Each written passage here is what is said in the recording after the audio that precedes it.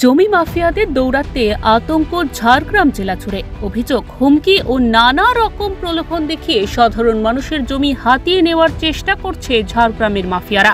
এর বিরুদ্ধে ইতিমধ্যে গ্রামবাসীরা জমি রক্ষার আন্দোলন শুরু করেছেন।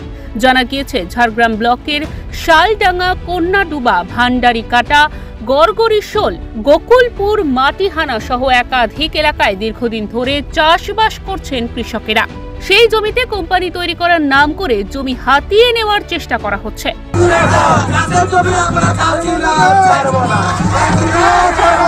সস্তায় জমি বিক্রির জন্য চাপ দেওয়া হচ্ছে কৃষকদের। এর ফলে আতঙ্কের দিন কাটাচ্ছেন এলাকাবাসীরা।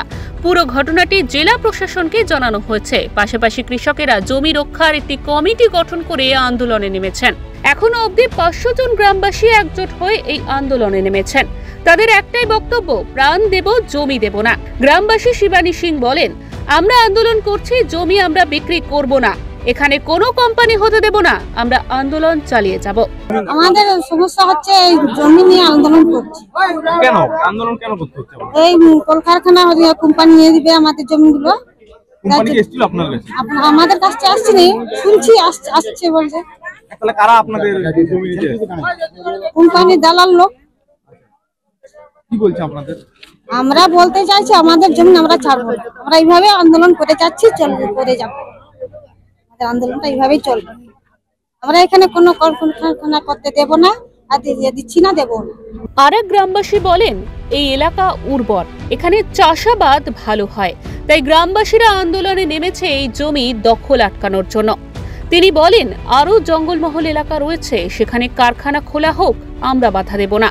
সমস্যা বলতে এখানে সমস্ত চাষি ভাইদের সমস্যা, আর এটা হচ্ছে এই এলাকার খুব উর্বর জায়গা, ফসলি জমি। এই জমিতে কোনো অজানা কোম্পানি অধিগ্রহণ করতে চলছে।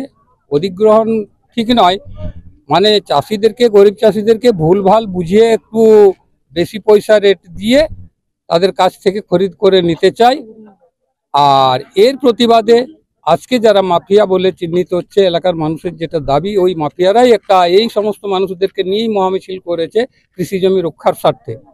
আর আজকে তারাই আবার সেই কি বলা যাবে যে অজানা কোম্পানি, আর সাথে তারা আঁতাত করে চাষিদেরকে অল্প কিছু দিয়ে আর তারা বাকি টাকাটা আত্মসাৎ করছে। এটাই হচ্ছে খবর। আর তাই চাষিরা আজকে মরিয়া হয়ে লড়াই নেমেছে। তারা এই জমিনে কোনোরকম হস্তক্ষেপ করতে দেবে না কোনো কোম্পানিকে।